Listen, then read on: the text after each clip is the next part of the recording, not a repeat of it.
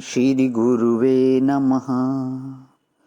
चैतन्यं शाश्वतं शान्तं व्योमातीतं निरञ्जनं नादबिन्दुकलातीतं तस्मै श्रीगुरुवे नमः। ओम शांति शांति शांति। प्रणाम भवन।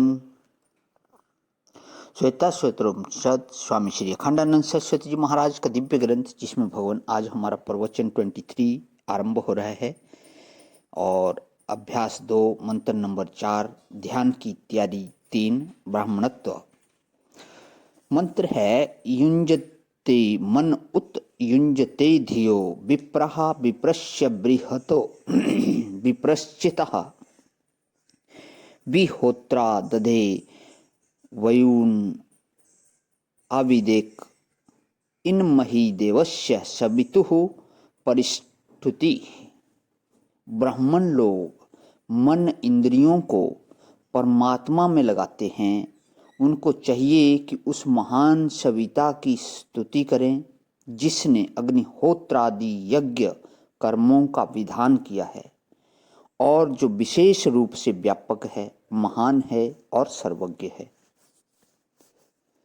पहले अध्याय में यह बात कही गई कि ध्यान परमात्मा के ज्ञान में सहायक है। तो ध्यान 3 प्रकार से तो परमात्मा के ज्ञान में सहायक है और एक उसका जो प्रकार है वह ध्यान के बाद भी सहज स्वभाव में रहता है। 3 पद्धति उसकी पहले की क्या है? एक साधन, एक समाधान के अंतर्गत ध्यान।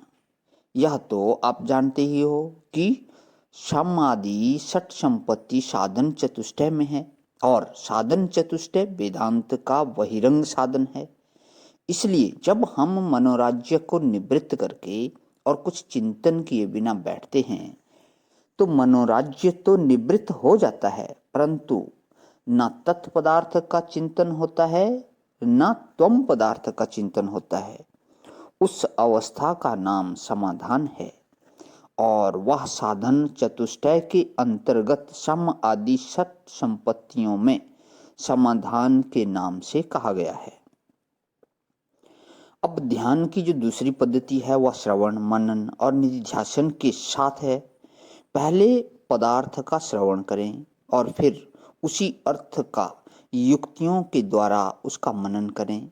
वेदांत के ज्ञान में युक्ति की प्रधानता नहीं है, श्रवण की प्रधानता है, क्योंकि युक्तियां जो होती हैं वे प्रत्यक्ष के आधार पर आश्रित अनुमान रूपा होती हैं, उपमान रूपा होती हैं, अर्थापत्ति अनुलब्धिता रूपा होती हैं।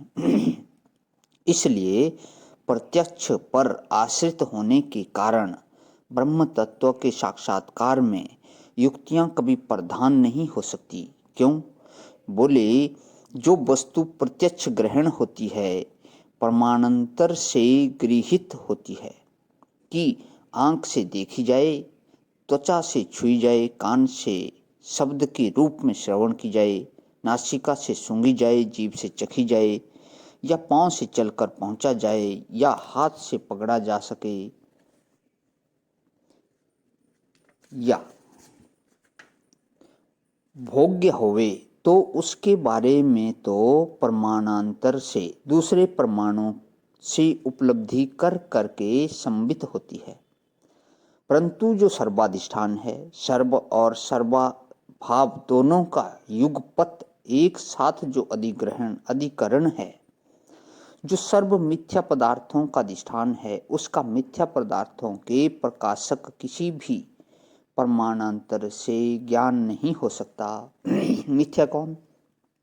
कि स्वभावाधिकरणे भासमानत्वम मिथ्यात्वम, अपने अभाव के ही अधिकरण में जो वस्तु भासती है वह वस्तु मिथ्या होती है। जैसे सर्प का अभाव रज्जु में है तो उसमें सर्प मिथ्या है, ऐसे ही सर्व का अभाव ब्रह्म में है तो सर्व मिथ्या है। ऐसे सर्वाभावोपलक्षित पर ब्रह्म परमात्मा का साक्षात्कार किसी भी कारणांतर के द्वारा परमाणांतर के द्वारा होना संभव नहीं है। इसलिए परब्रह्म परमात्मा वैदिक वैद्य वेदांत वैद्य श्रुतेक है। इसलिए परब्रह्म परमात्मा के ज्ञान में श्रवण ही प्रधान है और मनन निधिध्यासन स्वयं वेद्य उपसर्जन है, माने गौण है। युक्तियों के द्वारा मनन और मनन के द्वारा संशय की निवृत्ति और निधिध्यासन के द्वारा विपर्य की निवृत्ति करनी पड़ती है। यह दूसरे प्रकार का जो ध्यान है वह क्या है कि जिस पदार्थ का श्रवण किया गया और जिसके बारे में मनन किया गया उस तत्व पदार्थ में जो चित्त का स्थापन है, माने विजातीय प्रत्ययंतरित विजातीय प्रत्यय से रहित जो सजातीय वृत्ति प्रवाह है, उसका नाम निधिध्यासन होता है। प्रणाम भवन। आज यहीं विराम। ओम शांति शांति शांति।